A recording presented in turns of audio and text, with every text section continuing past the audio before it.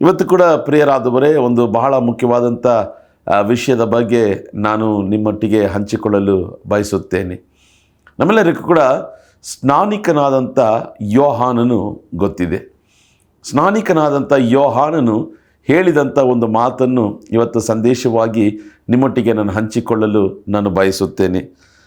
ನಮ್ಮ ಕರಗಳಲ್ಲಿ ಸತ್ಯವೇದ ಪುಸ್ತಕ ಇರುವುದಾದರೆ ಯೋಹಾನ ಬರೆದ ಸುವಾರ್ತೆ ಅದರ 3ನೇ ಅಧ್ಯಾಯ 30ನೇ ವಾಕ್ಯ ನೋಡ್ರಿ. 330 ಮನಸ್ಸಲ್ಲಿ ಇಟ್ಕೊಳ್ರಿ. ಯೋಹಾನ ಬರೆದ ಸುವಾರ್ತೆ 3ನೇ ಅಧ್ಯಾಯ ಅದರ 30ನೇ ವಾಕ್ಯ ನಾನು ನಿಮಗಾಗಿ ಓದ್ತೇನೆ. ಆತನು ವೃದ್ಧಿಯಾಗಬೇಕು, ನಾನು ಕಡಿಮೆಯಾಗಬೇಕು ಅಂದನು. ಮೀನ್ ಆತನು ಅಂದರೆ ಯೇಸು ವೃದ್ಧಿಯಾಗಬೇಕು, ನಾನು ಕಡಿಮೆಯಾಗಬೇಕು ಅಂದನು. ಅಥವಾ ಸಮಕಾಲೀನ ಕನ್ನಡ ಭಾಷಾಂತರದ್ದು ನೋಡಬೇಕಾದ್ರೆ ಆತನು ಹೆಚ್ಚಾಗಬೇಕು, ನಾನು ಕಡಿಮೆಯಾಗಬೇಕು ಅಂದನು. He must increase, Jesus must increase and I must decrease.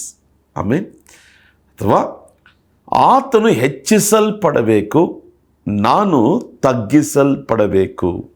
ಆಮೇಲೆ ಒಂದು ಅದ್ಭುತವಾದಂಥ ಒಂದು ಮಾತು ರೀ.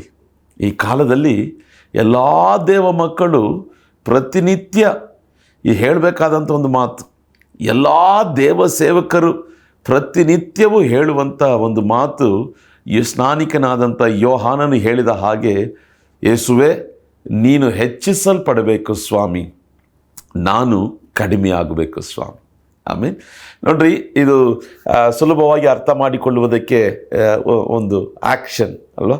ಹೆಚ್ಚಿಸಲ್ಪಡಬೇಕಂದ್ರೆ ಯೇಸು ಕ್ರಿಸ್ತನು ಮೇಲಕ್ಕೆ ಹೋಗ್ತಾ ಇರಬೇಕು.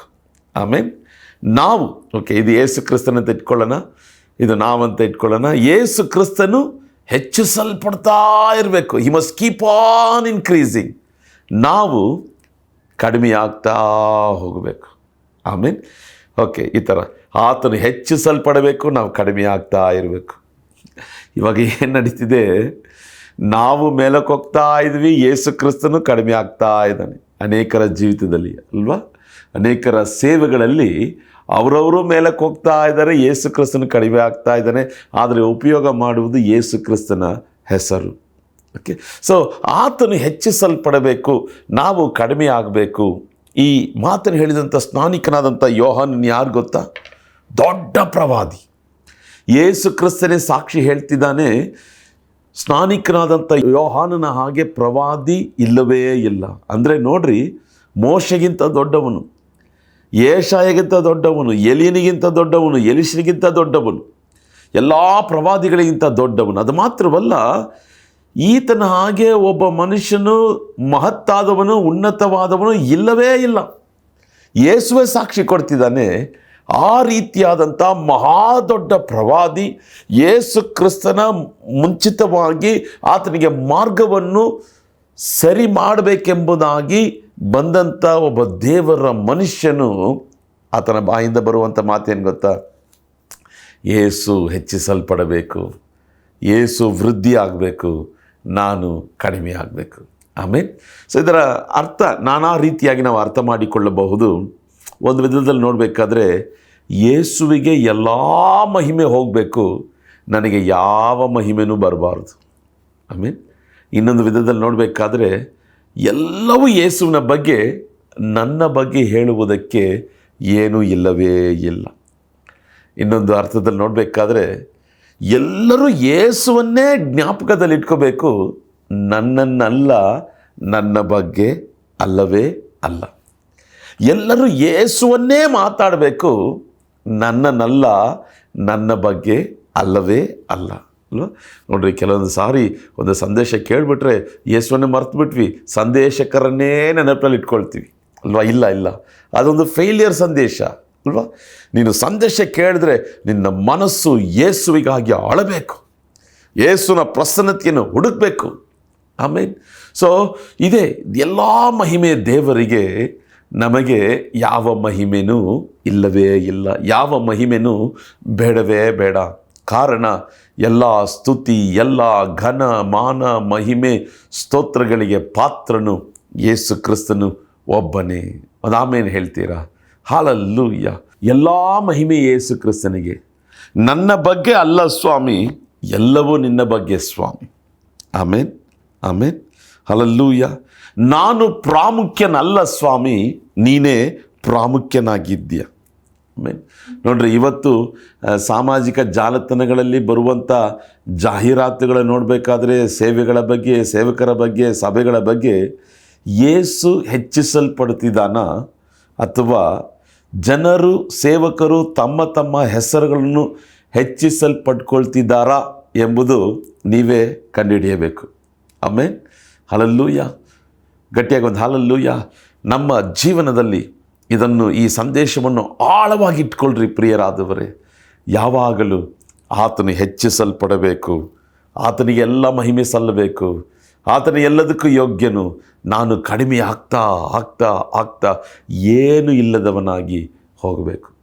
ಕೆಲವರು ನಾಸ್ತಿಕರು ಈ ರೀತಿಯಾದಂಥ ಒಂದು ತತ್ವವನ್ನು ಇಟ್ಟಿರ್ತಾರೆ. ಅವರು ಭೂಮಿಯಲ್ಲಿ ಜೀವಿಸಬೇಕಾದ್ರೆ ಚೆನ್ನಾಗಿ ಜೀವಿಸಬೇಕು, ಎಲ್ರಿಗೂ ಒಳ್ಳೇದು ಮಾಡಬೇಕು, ಆದರೆ ಅವರ ನೆನಪು ಯಾರಿಗೂ ಇರಬಾರ್ದು. ಆ ಥರ ಕೆಲವರು ತಮ್ಮ ಒಂದು ತತ್ವವಾಗಿ, ಒಂದು ಪ್ರಿನ್ಸಿಪಲ್ ಆಗಿ ಇಟ್ಕೊಂಡಿರ್ತಾರೆ. ತಮ್ಮ ನೆನಪು, ತಮ್ಮ ಹೆಸರು, ತಮ್ಮ ಫೋಟೋನು ಎಲ್ಲೂ ಬರಬಾರ್ದು, ಆದರೆ ಎಲ್ರಿಗೂ ಒಳ್ಳೇದು ಮಾಡಬೇಕು. ಅದು ಮಾತ್ರ ಅಲ್ಲ, ತೀರಿದ ನಂತರ ಕೂಡ ಅವರ ನೆನಪು ಯಾರಿಗೂ ಇರಬಾರ್ದು, ಬದುಕುವಂಥ ದಿನಗಳಲ್ಲಿ ಎಲ್ರಿಗೂ ಒಳ್ಳೇದು ಮಾಡಿ ಸಾಯಬೇಕೆಂಬುದಾಗಿ. ಆದರೆ ಇವತ್ತು ದೇವರ ಮಕ್ಕಳಾಗಿರುವಂಥ ನಾವು ದೇವರಿಗೆ ಸಲ್ಲಿಸಬೇಕಾದಂಥ ಮಹಿಮೆಯನ್ನು ನಾವು ಕದ್ಕೊಳ್ತೇವೆ. ದೇವರು ಕ್ರಿಯೆ ಮಾಡಿದ್ದನ್ನು ನಮಗೆ ಮಹಿಮೆ ತಗೋತೇವೆ. ನಾನೇ ಮುಖ್ಯ, ನಾನು ಬಂದ್ರೆ ಇದಾಗ್ತದೆ, ನಾನು ಇಲ್ಲ ಅಂದರೆ ಇದು ನಡೆಯೋದಿಲ್ಲ, ನಾನೇ ಪ್ರಾಮುಖ್ಯನು ಎಂಬುದಾಗಿ ನಮ್ಮನ್ನು ನಾವೇ ಸ್ವತಃ ಮಹಿಮೆ ಪಡಿಸಿಕೊಳ್ಳುವವರಾಗಿ ಕಾಣಲ್ಪಡ್ತಿದ್ದೇವೆ. ಆಮೇಲೆ ಕೆಲವೊಂದು ಕೂಟಗಳಿಗೆ ಹೋಗಬೇಕಾದ್ರೆ ಸೇವಕರ ಫೋಟೋಗಳು 10 ಅಡಿ 15 ಅಡಿ ಎತ್ತರದಲ್ಲಿ ಇರ್ತದೆ. ಯಾರು ನೋಡಬೇಕದು? ಆಮೇಲೆ ಯಾರು ನೋಡ್ಬೇಕ್ರಿ? ಅದು ಬೇಕಾಗಿಲ್ಲ. ಆತನು ಹೆಚ್ಚಿಸಲ್ಪಡಬೇಕು. ದೇವರ ವಾಕ್ಯವನ್ನು ದೊಡ್ಡದಾಗಿ ಪ್ರಿಂಟ್ ಮಾಡಿ ಹಾಕಿ. ಆಮೇಲೆ ನನ್ನ ಫೋಟೋ ಹಾಕಿ ಏನು ಪ್ರಯೋಜನ? ದೇವರ ವಾಕ್ಯವನ್ನು ಎಷ್ಟು ದೊಡ್ಡ ಅಕ್ಷರಗಳಿದೆಯೋ ದೊಡ್ಡದಾಗಿ ಪ್ರಿಂಟ್ ಮಾಡಿ ಹಾಕಿ ನನ್ನ ಫೋಟೋ ಹಾಕ್ಕೊಂಡು ಏನ್ರಿ ಪ್ರಯೋಜನ? ಆತನು ಹೆಚ್ಚಿಸಲ್ಪಡಬೇಕು, ನಾವು ಕಡಿಮೆ ಆಗ್ತಾ ಹೋಗಬೇಕು. ಆಮೇಲೆ ಒಂದು 3 ಕಾರ್ಯಗಳನ್ನು ನಿಮ್ಮೊಟ್ಟಿಗೆ ನಾನು ಹಂಚ್ಕೊಳ್ತೇನೆ.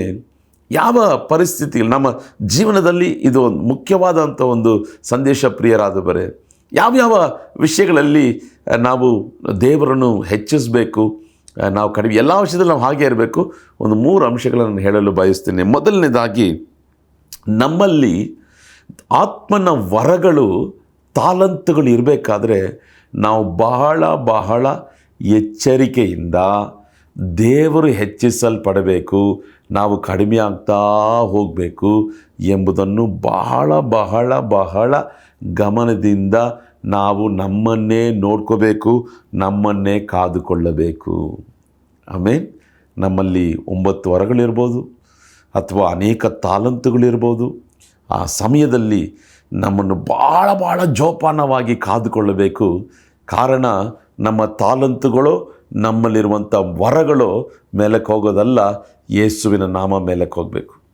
ಎರಡನೇದಾಗಿ, ದೇವರು ನಮ್ಮನ್ನು ಬಲವಾಗಿ ಉಪಯೋಗಿಸಬೇಕಾದ್ರೆ ನೋಡ್ರಿ, ಅದ್ಭುತಗಳು ನಡೀತದೆ, ಅತಿಶಯಗಳು ನಡೀತದೆ, ವ್ಯಾಧಿಗಳು ಗುಣವಾಗ್ತದೆ, ಪ್ರವಾದನೆ ವರಗಳು ಭಯಂಕರವಾಗಿ ಪ್ರಕಟವಾಗ್ತದೆ, ಹೆಸರಿಡಿದು ಕರಿತೀರಾ, ಒಬ್ಬರ ಜೀವನವನ್ನು ಹಾಗೆ ಹೇಳ್ತೀರಾ, ಅನೇಕರು ನಿಮ್ಮ ಮೂಲಕವಾಗಿ ರಕ್ಷಣೆ ಹೊಂದ್ತಾರೆ, ನೀವು ಅನೇಕ ರಾಜ್ಯಗಳಿಗೆ ಹೋಗ್ತೀರಾ, ಅನೇಕ ದೇಶಗಳಿಗೆ ಹೋಗ್ತೀರಾ. ಯೇಸು ಹೆಚ್ಚಿಸಲ್ಪಡ್ತಾ ಇರಬೇಕು, ನಾವು ಕಡಿಮೆ ಆಗ್ತಾ ಹೋಗಬೇಕು. ಆಮೇಲೆ ಮೂರನೇದಾಗಿ, ನಾವು ಅಧಿಕವಾಗಿ ಆಶೀರ್ವದಿಸಲ್ಪಡುವಾಗ ನೋಡ್ರಿ, ಯೇಸು ಕ್ರಿಸ್ತನ ಬಳಿಗೆ ಬರುವವರು ಯಾರು ದರಿದ್ರರಾದ ಚರಿತ್ರನೇ ಇಲ್ಲ. ಒಂದು ವೇಳೆ ಆರ್ಥಿಕತೆಯಲ್ಲಿ ಎಲ್ಲ ವಿಧದಲ್ಲಿ ದೇವರು ನಮ್ಮನ್ನು ಆಶೀರ್ವಾದ ಮಾಡಬೇಕಾದ್ರೆ ನಾವು ಬಹಳ ಗಮನದಿಂದ ಇರಬೇಕು. ಆತನು ಹೆಚ್ಚಿಸಲ್ಪಡಬೇಕು, ನಾವು ಕಡಿಮೆ ಆಗಬೇಕು. ಆಮೇಲೆ ಎಲ್ಲ ನನ್ನ ಸಂಗಡ ಹೇಳ್ತೀರಾ? ಆಂಗ್ಲ ಭಾಷೆಯಲ್ಲಿ ಹೇಳೋಣ, Jesus must increase and I must decrease. ಯೇಸು ಹೆಚ್ಚಿಸಲ್ಪಡಬೇಕು, ನಾನು ಕಡಿಮೆ ಆಗಬೇಕು, ನಾನು ಕಡಿಮೆ ಆಗಬೇಕು, ನಾನು ಕಡಿಮೆ ಆಗಬೇಕು. ಸರಿ, ಮೊದಲನೇದಾಗಿ ನಮ್ಮಲ್ಲಿ ವರಗಳು, ತಾಲಂತುಗಳು ಇರಬೇಕಾದ್ರೆ ನಮಗೆ ತಿಳಿಯದ ಹಾಗೆ ನಮ್ಮನ್ನು ನಾವೇ ಹೆಚ್ಚಿಸಲ್ಪಡುವಂತೆ ನಾವು ಅನೇಕ ಕಾರ್ಯಗಳನ್ನು ಮಾಡಿಬಿಡ್ತೇವೆ. ನೋಡ್ರಿ, ಆತ್ಮಿಕವಾದಂಥ 9 ವರಗಳಿದೆಯಲ್ಲ. ನೋಡ್ರಿ, ಎಲ್ಲಿ ಬರೆಯಲ್ಪಟ್ಟಿದೆ? 1 ಕೊರಿಂಥ 12:8-10 ತನಕ ಓದಬೇಕಾದ್ರೆ ಜ್ಞಾನವಾಕ್ಯದ ವರ, ವಿದ್ಯಾವಾಕ್ಯದ ವರ, ನಂಬಿಕೆಯ ವರ, ವ್ಯಾಧಿಗಳನ್ನು ಗುಣಪಡಿಸುವಂಥ ವರ, ಮಹತ್ತುಗಳನ್ನು ಮಾಡುವಂಥ ವರ, ಪ್ರವಾದನೆಯ ವರ, ವಾಣಿಗಳನ್ನಾಡುವಂಥ ವರ, ಸತ್ಯಾತ್ಮಗಳನ್ನು ವಿವೇಚಿಸುವಂಥ ವರ, ವಾಣಿಗಳಿಗೆ ಅರ್ಥ ಹೇಳುವಂಥ ವರ. 9 ವರಗಳಿದೆ. ಒಂದು ವೇಳೆ ಈ ವರಗಳು, ಈ ದೇವರ ಬಲವು ನಮ್ಮಲ್ಲಿ ಇರಬೇಕಾದ್ರೆ ಅನೇಕ ಸಾರಿ ನಾವು ದೇವರಿಗೆ ಸಲ್ಲಿಸಬೇಕಾದಂಥ ಮಹಿಮೆಯನ್ನು ನಮಗೆ ನಾವೇ ಸಲ್ಲಿಸಿಕೊಳ್ತೇವೆ. ದೇವರು ಹೆಚ್ಚಿಸಲ್ಪಡುವುದಕ್ಕೆ ಬದಲಾಗಿ ನಾವು ಹೆಚ್ಚಿಸಲ್ಪಡುತ್ತಾ ನಡೆದುಕೊಳ್ತೇವೆ. ದೇವರ ನಾಮವನ್ನು ನಾವು ಕಡಿಮೆ ಮಾಡುವವರಾಗಿ, ಅದಕ್ಕೆ ಸಲ್ಲಿಸಬೇಕಾದಂಥ ಮಹಿಮೆಯನ್ನು ನಾವು ಕಡಿಮೆ ಸಲ್ಲಿಸುವವರಾಗಿ ಕಾಣಲ್ಪಡ್ತೇವೆ. ಕೆಲವೊಂದು ಹೇಳ್ತಾರಲ್ಲ, ನಿಮ್ಗೆ ಗೊತ್ತಾ, ನಾನು ಕಣ್ಮುಚ್ಚಿದ್ರೆ ನಿನ್ನ ಜೀವನವನ್ನೇ ಹೇಳ್ಬಿಡ್ತೀನಿ. ಇಲ್ಲ ಇಲ್ಲ ಇಲ್ಲ, ದೇವರ ಕೃಪೆ, ದೇವರ ದಯೆ. ಆಮೇಲೆ ಆ ಥರ ಒಂದು ಕಾಲವೂ ಹೇಳಬೇಡ್ರಿ, ಇದು ನನ್ನಿಂದ ಆಯಿತು ನಾನಂತ ಹೇಳಬೇಡ್ರಿ. ನಿಮ್ಗೆ ಗೊತ್ತಾ, ನಾನು ಕೈ ಇಟ್ಟಿದ್ರೆ ದೆವ್ವಗಳು ಓಡ್ತದೆ. ಇಲ್ಲ ಇಲ್ಲ ಅಲ್ಲ, ದೇವರ ವರ, ದೇವರು ಕೊಟ್ಟಿರುವಂಥ ಅಧಿಕಾರ, ಅದು ದೇವರ ಕೃಪೆ. ನಾನು ಎಷ್ಟು ದಿನ ಉಪವಾಸ ಇದ್ದಿದ್ದೀನಿ ಗೊತ್ತಾ? ಕೆಲವರಿಗೆ ಆತ್ಮೀಕ ಅನುಭವಗಳ ಬಗ್ಗೆ ಹೆಮ್ಮೆ ಉಳ್ಳವನಿಗೆ ಕರ್ತನು ದೂರ ಇರ್ತಾನೆ, ತಾಳ್ಮೆ ಉಳ್ಳವನಿಗೆ ಕರ್ತನು ಬಹಳ ಹತ್ತಿರವಾಗಿರ್ತಾನೆ. ದೇವರು ನಿಮ್ಮನ್ನು ಸೇವೆಯಲ್ಲಿ ಇನ್ನೂ ಅತ್ಯಧಿಕವಾಗಿ ದೇವರನ್ನು ಉಪಯೋಗಿಸ್ಬೇಕಾ? ಯೇಸುವನ್ನು ಹೆಚ್ಚಿಸ್ತಾ ಇರಿ. ಯೇಸುವಿನ ನಾಮವು ವೃದ್ಧಿಯಾಗಲಿ. ನಾವು ಕಡಿಮೆ ಆಗಬೇಕು. ನಾವು ಕಡಿಮೆ ಆಗುವುದಕ್ಕೆ ಏನೆಲ್ಲ ಪ್ರಯಾಸಗಳು ಪಡಬೇಕೋ ಅಷ್ಟು ಪ್ರಯಾಸಗಳನ್ನು ಪಡಬೇಕು. ಆಮೇಲೆ ನಿಮ್ಮ ಮೂಲಕ ಹೋಗಿ ಒಂದು ಅದ್ಭುತ ನಡೆದುಬಿಡ್ತು. ಏನು ಹೇಳ್ತೀರಾ? ನನ್ನಲ್ಲಿ ವರ ಇದೆ ಗೊತ್ತಾ? ಯಾವಾಗಲೂ ಆತನು ಹೆಚ್ಚಿಸಲ್ಪಡಬೇಕು. ನೋಡಿರಿ, ಈಗ ತಾಲಂತುಗಳು, ಕೆಲವರಿಗೆ ಹಾಡೋ ತಾಲಂತುಗಳಿರ್ತದೆ, ಕೆಲವರಿಗೆ ಮ್ಯೂಸಿಕ್ ಬಾರಿಸೋ ನುಡಿಸೋ ತಾಲಂತ್ ಇರ್ತದೆ, ಕೆಲವರಿಗೆ ಪ್ರಸಂಗ ಮಾಡೋ ತಾಲಂತ್ ಇರ್ತದೆ, ಕೆಲವರಿಗೆ ಉಪದೇಶ ಮಾಡೋದಕ್ಕೆ ತಾಲಂತ್ ಇರ್ತದೆ, ಕೆಲವರಿಗೆ ಮೀಟಿಂಗನ್ನು ಆರ್ಗನೈಸ್ ಮಾಡೋದಕ್ಕೆ ತಾಲಂತ್ ಇರ್ತದೆ ಅಲ್ವಾ?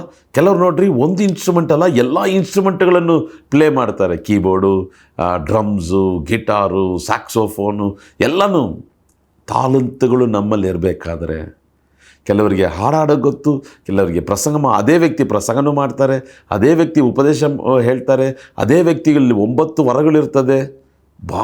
ಬಹಳ ಗಮನದಿಂದ ಯೇಸು ಹೆಚ್ಚಿಸಲ್ಪಡಬೇಕು, ನಾವು ಕಡಿಮೆ ಆಗಬೇಕು ಸ್ವಾಮಿ. ಇದು ನಮ್ಮ ಜೀವನದ ಒಂದು ಸೂತ್ರವಾಗಿ ಬದಲಾಗಲಿ. ಸ್ನಾನಿಕನಾದಂಥ ಯೋಹಾನನು ಬಲಿಷ್ಠನಾದಂಥ ಪ್ರವಾದಿ. ಆತನ ಬಗ್ಗೆ 700 ವರ್ಷಗಳ ಹಿಂದೆ ಯೆಶಾಯ 40ನೇ ಅಧ್ಯಾಯದಲ್ಲಿ ಪ್ರವಾದನೆ ಬರೆಯಲ್ಪಟ್ಟಿದೆ. ಆದರೆ ಯೇಸುವಿನ ಮುಂದೆ ಆತನು ಹೇಳುವಂಥ ಒಂದು ಮಾತು, ಯೇಸು ಹೆಚ್ಚಿಸಲ್ಪಡಬೇಕು, ನಾನು ಕಡಿಮೆ ಆಗಬೇಕು. ಆತ್ಮೀಕವಾದಂಥ ವರಗಳು, ಆತ್ಮೀಕವಾದಂಥ ಅನುಭವಗಳು ಅಥವಾ ತಾಲಂತುಗಳು, ಟ್ಯಾಲೆಂಟ್ಸ್, ಪ್ರತಿಭೆಗಳು ನಮ್ಮಲ್ಲಿರಬೇಕಾದ್ರೆ ನಾವು ಬಹಳ ಜೋಪಾನವಾಗಿ, ಎಚ್ಚರಿಕೆಯಾಗಿ ನಾವು ನಮ್ಮನ್ನೇ ಕಾದುಕೊಳ್ಳಬೇಕಾದಂಥ ವಿಷಯ, ಯೇಸುವಿನ ನಾಮ ಹೆಚ್ಚಿಸಲ್ಪಡಬೇಕು, ನಾವು ಕಡಿಮೆ ಆಗ್ತಾ ಹೋಗಬೇಕು. ಒಂದು ಆಮೇಲೆ ಹೇಳ್ತೀರಾ?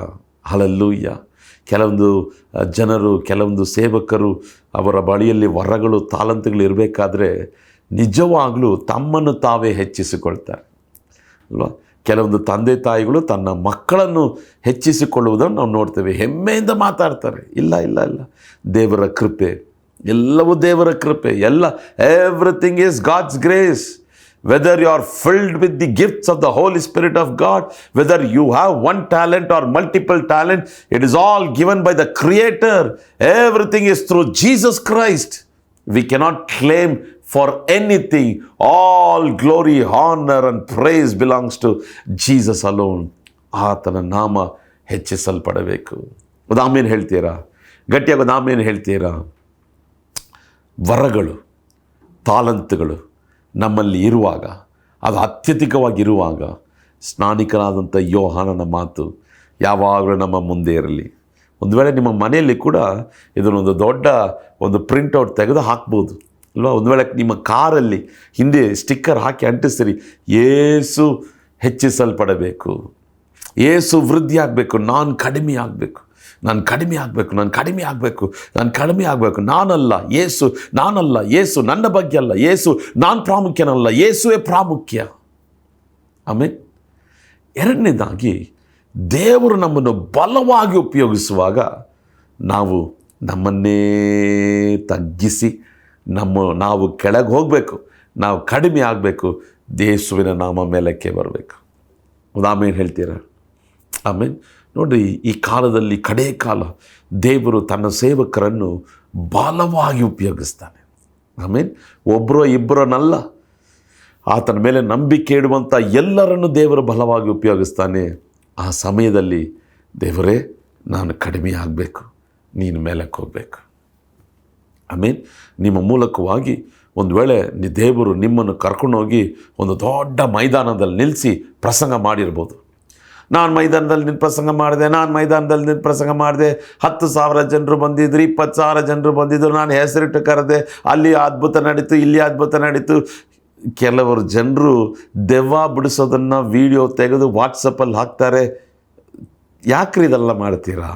ನೀವಲ್ಲ, ನಾನಲ್ಲ, ನಾವಲ್ಲ, ಯೇಸುವಿನ ನಾಮ, ಯೇಸುವಿನ ವಾಕ್ಯ, ಯೇಸುವಿನ ರಕ್ತ ಫೇಸ್ಬುಕ್ಕಲ್ಲಿ, ಯೂಟ್ಯೂಬ್ಗಳಲ್ಲಿ, ರೀಲ್ಸ್ಗಳಲ್ಲಿ, ವಾಟ್ಸಪ್ ಸ್ಟೇಟಸ್ಗಳಲ್ಲಿ ದೇವರು ನಿಮ್ಮನ್ನು ಬಲವಾಗಿ ಉಪಯೋಗಿಸಿದ ತೆಗೆದು ಯಾಕ್ರಿ ಅಡ್ವರ್ಟೈಸ್ಮೆಂಟ್ ಮಾಡ್ತೀರಾ?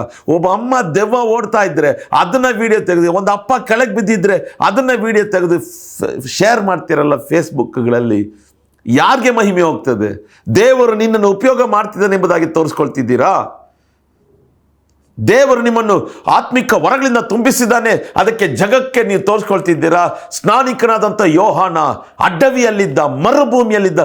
John the Baptist was in wilderness. People came to him. He did not make any advertisement about him. ತನ್ನ ಬಗ್ಗೆ ಯಾವ ಜಾಹೀರಾತು ಮಾಡಿಕೊಳ್ಳಲಿಲ್ಲ. ನಿಮ್ಮನ್ನು ನೋಡಿ ಒಂದು ಸವಾಲು ಹಾಕ್ತೀನಿ ಪ್ರಿಯ ಸಹೋದರ ಸಹೋದರಿಯೇ. ನಿಮ್ಮ ಬಗ್ಗೆ, ನಿಮ್ಮ ಸೇವೆಯ ಬಗ್ಗೆ, ನಿಮಗಿರುವಂಥ ವರಗಳ ಬಗ್ಗೆ, ನಿಮಗಿರುವಂಥ ಕೃಪೆಯ ಬಗ್ಗೆ, ನಿಮಗಿರುವಂಥ ಆತ್ಮೀಕವಾದಂಥ ಅನುಭವಗಳ ಬಗ್ಗೆ, ನಿಮಗೆ ದೇವರು ಕೊಟ್ಟಿರುವಂಥ ಬಲ, ಶಕ್ತಿ ಅಡ್ವರ್ಟೈಸ್ಮೆಂಟ್ ಮಾಡಬೇಡ್ರಿ. ನಿಮ್ಮ ರೂಮಲ್ಲಿದ್ದು ನೀವು ಪ್ರೇಯರ್ ಮಾಡಿರಿ, ದೇವರು ನಿಮ್ಮನ್ನು ಬಲವಾಗಿ ಹೊರಗಡೆ ಕರ್ಕೊಂಡು ಹೋಗ್ತಾನೆ. ನೀವು ಅಡ್ವರ್ಟೈಸ್ಮೆಂಟ್ ಮಾಡೋದ್ರಿಂದ ಒಂದು ವೇಳೆ ಅನೇಕ ಅವಕಾಶಗಳು ಬರ್ಬೋದು. ಅದು ಯಾಕೆ? ಯೇಸು ಹೆಚ್ಚಿಸಲ್ಪಡಬೇಕು, ಯೇಸು ಹೆಚ್ಚಿಸಲ್ಪಡಬೇಕು. ಕೆಲವೊಂದು ಹಾಡುಗಳು 1 ಮಿಲಿಯನ್ ಹೋಗ್ಬಿಟ್ರೆ ದೊಡ್ಡ ಅಕ್ಷರದಲ್ಲಿ ಹಾಕ್ತಾರಲ್ಲ, 1 ಮಿಲಿಯನ್ ವ್ಯೂಸ್, 10 ಮಿಲಿಯನ್ ವ್ಯೂಸ್. ಸಂಖ್ಯೆಗಳು ಬೇಡ, ಸಂಖ್ಯೆಗಳು ಬೇಡ. ದಾವೀದನು ಎಣಿಸಿದ, ತನ್ನಲ್ಲಿದ್ದಂಥ ಯುದ್ಧ ಪುರುಷರನ್ನು ಎಣಿಸಿದ ಕಾರಣ ಸೈತಾನನು ದಾವೀದನನ್ನು ಪ್ರೇರೇಪಿಸಿದ. ಯೇಸು ಹೆಚ್ಚಿಸಲ್ಪಡಬೇಕು, ನಾವು ಕಡಿಮೆ ಆಗಬೇಕು.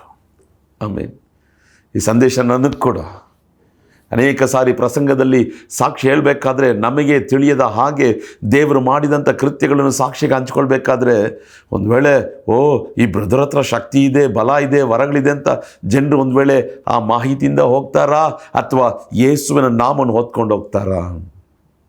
ಅನೇಕ ಸಾರಿ ಕೆಲವೊಂದು ಸಾಕ್ಷಿಗಳನ್ನು ಹಂಚಿಕೊಂಡ ನಂತರ ನನ್ನ ಮನಸ್ಸು ಚುಚ್ಚಲ್ಪಟ್ಟಿದೆ. ಯಾಕೆ ಇದನ್ನು ಹೇಳಿದೆ? ಯಾಕೆ ಸಾಕ್ಷಿ ಹೇಳಿದೆ? ನಿನ್ನ ನಾಮ ಮಹಿಮೆ ಪಡಿಸ್ಕೊಳ್ಳೋದಕ್ಕಾ? ಇಲ್ಲ, ಒಂದೊಂದು ಸಾಕ್ಷಿಗಳಲ್ಲಿ ಯೇಸುವಿನ ನಾಮ ಮಹಿಮೆ ಹೊಂದಲಿ.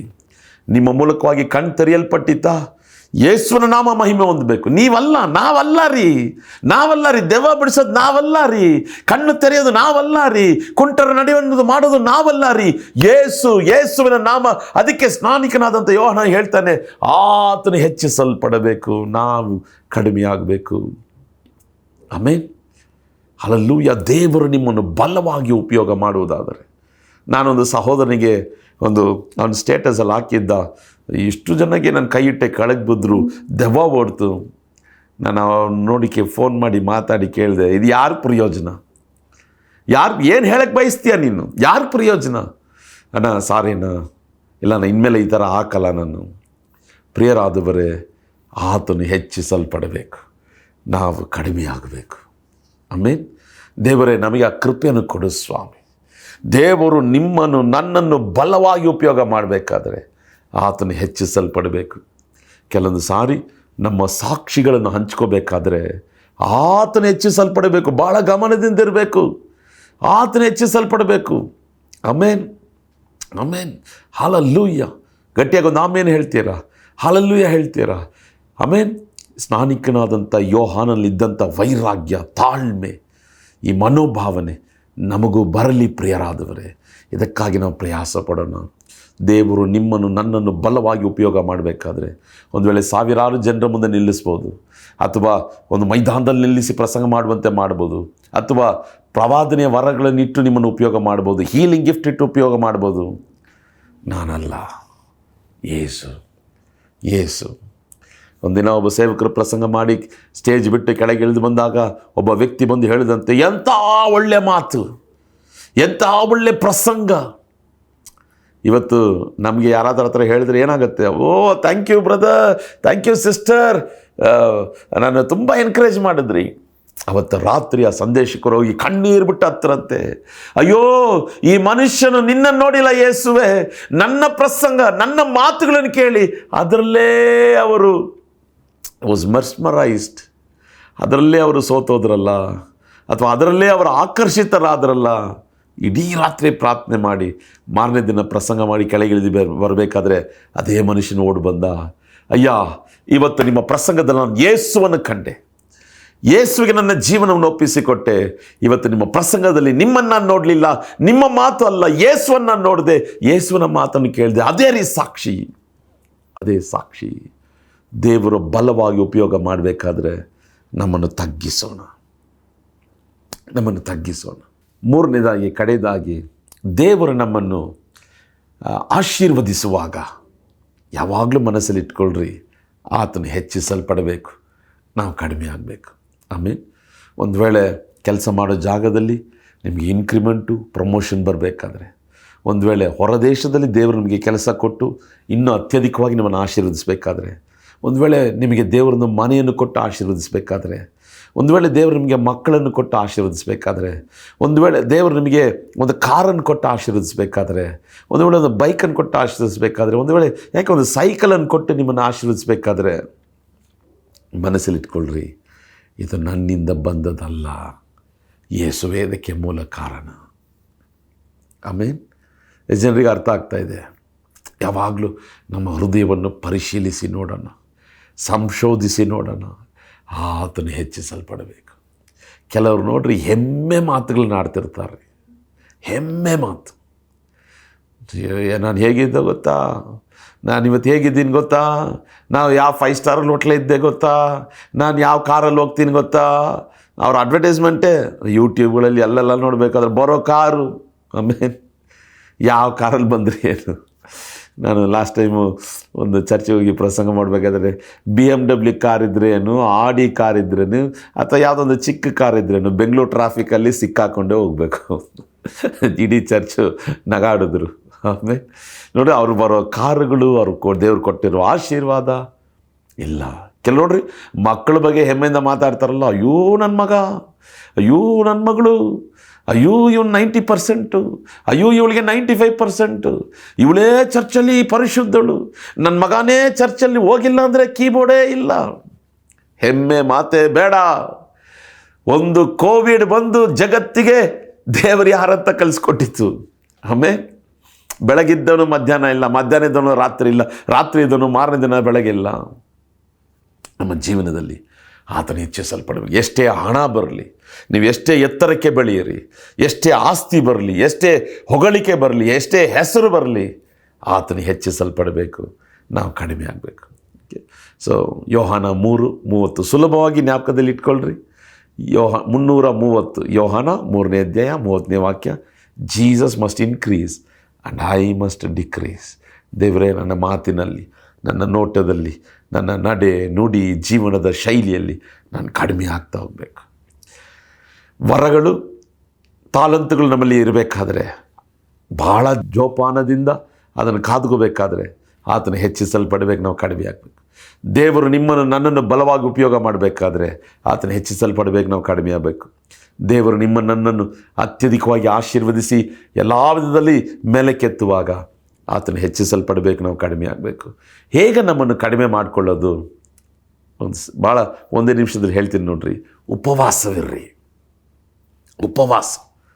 ಉಪವಾಸ ನಮ್ಮನ್ನು ಪರಿಶೋಧಿಸಿ ನೋಡೋಣ, ಎಲ್ಲಿ ನಾನು ದೇವರ ಮಹಿಮೆಯನ್ನು ಕದ್ಕೊಂಡಿದ್ದೇನೆ. Touch God but never touch the glory of God. ದೇವರನ್ನು ಮುಟ್ರಿ, ದೇವರ ಮಹಿಮೆಯನ್ನು ಮುಟ್ಟಬೇಡ್ರಿ.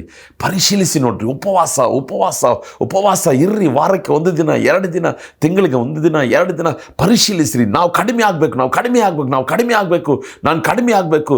ನನ್ನ ನಾಮವೋ, ನನ್ನ ಕುಟುಂಬದ ನಾಮವೋ, ನನ್ನ ಜಾತಿಯ ನಾಮವೋ ಅಥವಾ ನನ್ನ ಮಕ್ಕಳ ನಾಮಗಳು ಅಲ್ಲ, ಯೇಸುವಿನ ನಾಮ ಮೇಲೆ ಕೆತ್ತಲ್ಪಡಬೇಕು. ನಾನು ಕಡಿಮೆ ಆಗ್ತಾ ಹೋಗಬೇಕು.